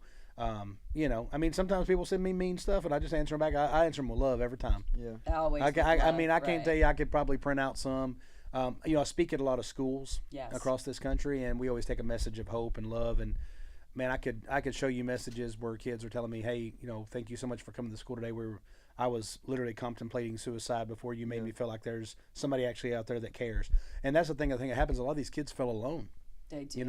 Yeah. And I don't think it's always the parents' fault. I think what happens is we live in a world now that you got to have double income. Oh. Now, not everybody. I'm not saying there's not guys and girls out there Well, the that cost of one living makes has enough, but the gotten cost of living's through the astronomical, roof. right. I mean, you start thinking about college for your kids, you're talking $200,000-$300,000. I mean, some of these colleges are just through the roof, and so it's like, we've been taught that you got to go to college. Well, all my buddies that own plumbing companies and roofing companies. They're making Some so of much the- more, so Some much of more the than my people buddies that I went to know school. that make the most amount of money never did a day in college. Yeah, some of them didn't finish high school. Right. And you know this. I think it's society though. Like society's like, you know, like Yeah. you gotta do what's best for you. Well, and like I said, I think, you know, some of it we put on ourselves because we watch and we're like, oh, well, we got to have the newest car and we got to have this. And I drive a 2016 Volvo. Yeah. And I don't, Yeah. you know, like to me, it's like I could afford to go To buy me, a a really car nice is truck. like just a way to get you from A to B. Yeah, that's it. doesn't- As long as my kids are safe in it, that's Right. my biggest I mean, thing I now. Uber more than anything, so it's like. Who But you know, when cares? I was a young man like yourself, though, I wanted to have a cool truck, you know, and stuff like Right. that. I think there's different times of your life that you feel different ways about different, you know, different Absolutely. things. Yeah. But I feel like, you know, that, you know, these are, these kids feel alone because they don't get the attention that they probably need to have, so they get shifted to a screen. Sure. So then they're talking, you know, they're reading the comments from people that are being mean on their page. Yep. When kids get bullied at school now, it's like used to, you might get bullied at school, but then you go home, you know. Right. Now, I was much rather get bullied at school than the way I got bullied at home, Right. personally Exactly. for me. Going to But- school was a pleasure. But, you know, kids couldn't keep calling me fat ass whenever I got home. You know what I mean? Right. Like, then my stepdad got to Absolutely. call me fat ass. It was great. Right. But no, but what I'm saying is like now when they go home, you can still reach them. Yeah. They got a cell phone, you know, especially for the high school kids. You know, if they made a mistake, if they got caught picking their nose and somebody videoed it, or somebody filmed We're them doing so something. cruel to each other. Yeah. It is so sad. I'm like, I'm not. what? I just try to love everybody. Me too. I'm But- an overlover. But you listen. But you can't control other people's actions. You can't. And I always say, Yeah. if it's out of your hands, it should be out of your head. Yeah. Because we give it way too much energy, you know, and then we Well, deplete the yeah. energy from. That's why instead of me trying to teach the person that's doing the mean to stop doing the mean, I try to teach the person who's having the mean done to them how to react to it and how to handle it. Absolutely. Because you're way more likely to help that person. And I'm not saying we can't help the people. A lot of people, like I said earlier, they're being mean or they're saying things because they're really mad at themselves or they're mad at their situation or hurt people. They don't want to be alone. People hurt you know? people. It's the Yeah, truth. it is. There's a songwriter in town named Rick Brantley. Mm-hmm. Look up Rick Brantley. Hurt people, dude. One of the greatest songs I've ever heard in my life. Yeah. Lance It Carpenter. is very my, true. My buddy Lance Carpenter played it for me, and the first verse is about this kid that was mean and beat up this other kid for his lunch money and all this other stuff kind of thing. And he goes, and one day I decided I was going to take care of business, and I got on my bike and I pedaled over to his house, and I was going to, you know, just fight him or whatever. He goes, but when I got there, you know, the kid was sitting there with his arm in a sling, and and it says, and the welt on his face, the shape of his daddy's high school ring. Wow. And you're like, because hurt Wow. people hurt people. Hurt people. And the hurt next people. one, it was about a girl who was promiscuous, who was sleeping with a bunch of different guys, and she would make you think that, you know, that you had a chance with her, but, you know, then she would leave you, you know, Put your leave you fingers in hanging. yours. You're not dating you until know. you're 30. Yeah, Yeah. 35. I know, right? Vin just upped Yeah. it. He's like 35. Maybe at 35, we'll start discussing Yeah. whether Timmy should date or Yeah, not. maybe. Maybe. Yeah. Right. I think it's gonna be hard for us to keep that. I I got a know, feeling. and he's Yeah. he comes from a family that's just as fabulous. Yeah, your dad looks like staying your focused. dad looks like one of those male models in, Oh in my the God. in the Sears and Wait, Roebuck you got to catalog. see the mom. The mom and Yeah. dad walked in. I'm like, this is quite honestly, this is like a Hallmark movie. I have never Yeah. seen a better looking family in my. I mean, freaking like life. your dad literally looks like the 50-year-old version of you. Yeah, Yeah. no- I no hope I doubt. look like Yeah. a little bit like. Yeah, I hope I look know. like him And when I'm his 25. mother is you know. beautiful. I know, Yeah. right? We've got our time coming, don't Yeah, you? always. worry. Hey, listen, Don't you worry. I did- Don't worry. did I We shave clean for up this? good. I got some stubble in there still. We cleaned up good. So I have one last But anyways, question to ask you. I got a lot of stuff going on. Basically, go I'm ahead. so excited. Yeah. And everybody follow you. All right, here's my question. Do not let me down. Okay. Will you come back on the show? Hang out with us. You know, Deb, Tim. After this episode, I don't know if they'll let me come. No, I would love to be back. No, I love what you're doing. I think it's a good thing. I love podcasts like this where it's like, hey, we're gonna get in, we're just gonna talk, tell That's stories. it. We and never have fun. script anything. No, I'm the same People way. always ask me, they're like, do you script? I'm like, nope. Yeah. I love people I like ain't- you. I love people. Yeah, so I I'll sit love and to hear talk their all stories. day. I'll Me talk too. all day. Me too. In our podcast, people are like, why don't you just have a podcast where it's just you talking? Because you don't ever shut up and let That- somebody else talk. right. I was like, you know what? They got to learn how to get in there and get their big boy pants That's on right. and talk we don't for raise themselves. quitters. Yeah, that's right. We don't Yeah. raise quitters. Yes. But no, I It- would love to be back on the show, and I think you're doing a great job with this Thank you already. so And like I said, much. I'm new to you because Yes. of our buddy David, wherever he's wandering around at. Yes. With his icebreaker. Well, app, it has meeting been people. truly an honor. I've heard nothing. Like I wasn't even. Sometimes in the beginning, I'm a little nervous because I'm like, you don't know how that. But when you walked in the overalls, I'm like, he's my person. I'm like, oh I'm my America, God. baby. Yeah, I'm Hell yeah. America, baby. Yeah. Well, it's been an honor. And we You- can't hey, wait to you have too. you back. Maybe you'll be sitting in Tim's chair someday. Yeah. Dang, me and you. That's it. You got to go on the road, bro. Right? Get out of my seat. I'm trying. Get more successful so He you can said move out we of my could go on chair. the road with him, though. No? Hey, we'll do the podcast from the bus. Let's do it. That's it. That's all I want in life. It'll just be on It's the her tour All I bus. dream, want it's is her a- dream is a Philadelphia Eagles Green tour bus with the Happy Hour logo on it. Well, why not? Take it That's on the amazing. road. Make it a reality. Yeah. See that man in the corner? He's going to help me out. Come on, bro. Best media team in the business. Yeah, I love Yes, love them. Vin, it's been a pleasure and an honor. It's been a I pleasure can't for wait me. to I'm see you honored again, to be my out friend. here. So Thank you so much. you're going to be a massive star. He's going to be a You're going to have the massive number star. one podcast in the world that talks about love, health, relationships, and Yeah. healing. Yeah. We preach it every day, and he's going to be a massive star. Mama, thank you. I am Love ya. gonna be. And I'm going to have a song. I'm going to write a song with you that's going to Yes, be a number sir. one. So We it's gotta be get my, one soon. my first number one. Well, my first country music number one. Yeah. Do I get to come? Timmy said I could come course. backstage. You're a writer on it automatically. Yeah. We're in. Thank you, fans. Holla! Thank